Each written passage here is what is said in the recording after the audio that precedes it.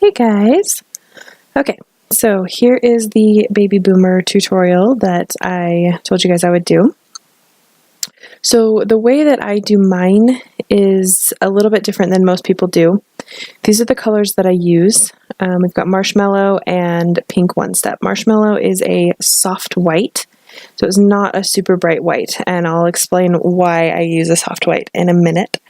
Same thing with the Pink One Step. It is a cover pink, but it is also slightly transparent as it gets thin. So that's why I like these two together for the Baby Boomer. The way that I do mine, I know a lot of people will do the fade first, get their fade in, and then cap it and clear so you don't file away the fade.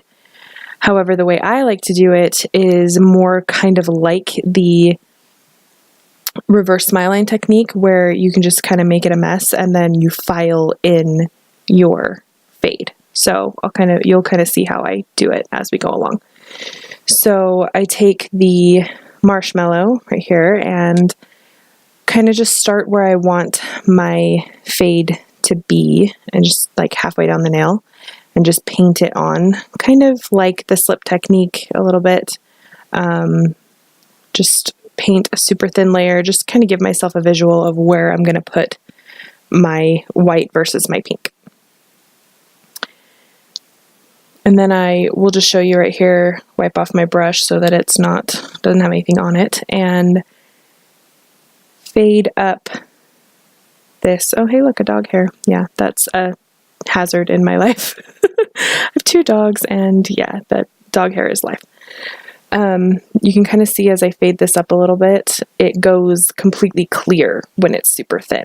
So that's what I love about this soft white. That's why I use a soft white rather than a harsh white or a stark white, because you don't want any harsh lines or anything. And this gives you a really, really nice fade because it just goes clear when it's super, super thin. But when you build it up a little bit, it has some white pigment to it. So I haven't cured this yet. This is where I will build up my free edge a little bit, and this is another reason why I like to use a soft white, because if you build up a hard gel with a stark white, it's not going to cure all the way through. So the soft white, the light can still penetrate it, and it'll still get all the way through it. So I kind of build it up to the height that I want it to end up, because we're going to file in the fade, and I'll show you that at the end. So we put this right at the end, fade it up a little bit.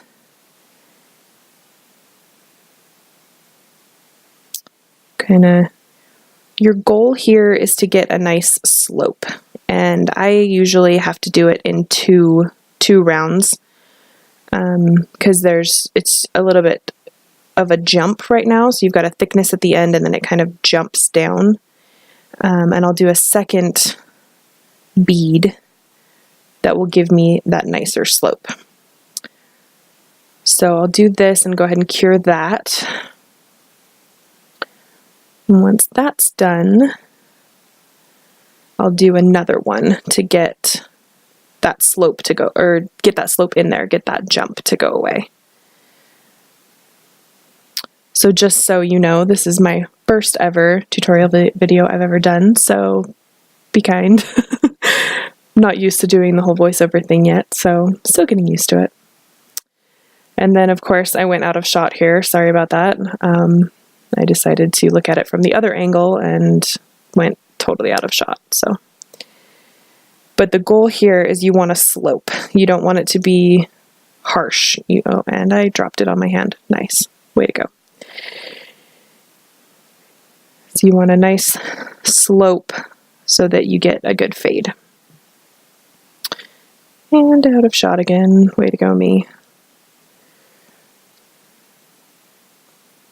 And cure that. And now that I've got a good slope in there, I do the pink. So this, I was telling some of you the other day about the slip technique. This is essentially the slip technique. So you paint it on super, super, super thin,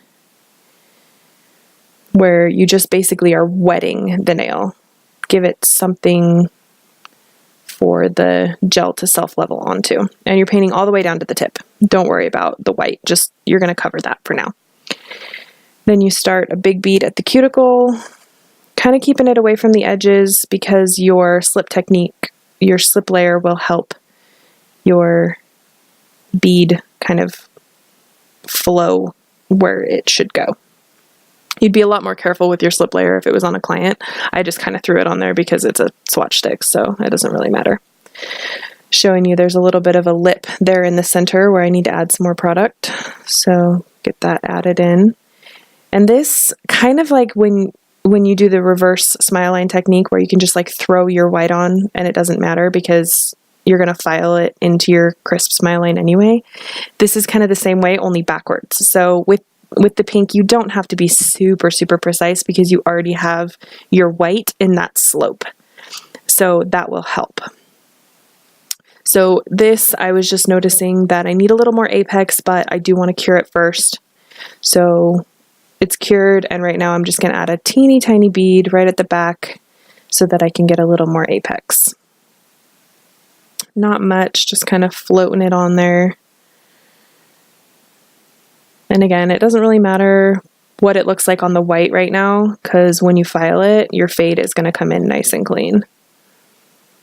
So add a little more apex, blend it down just a little bit,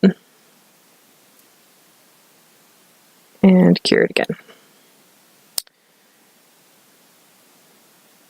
Out of the light, and now we file. So I sped this part of the video up a little bit more just because, you know, filing can be boring. But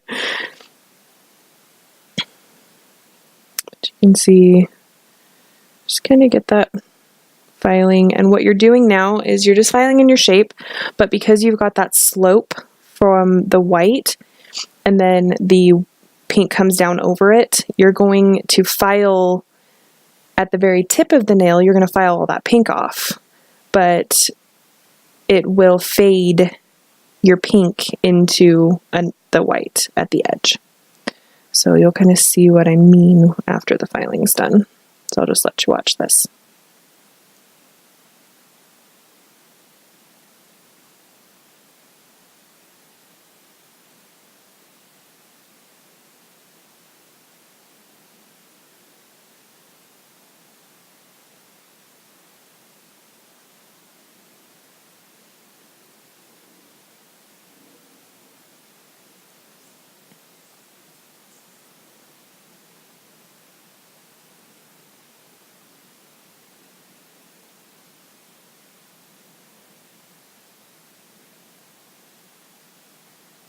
And there we go.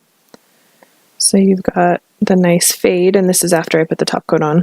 So you've got the fade from the pink to white. And let me know if you have any questions, and thanks for watching my first ever tutorial video.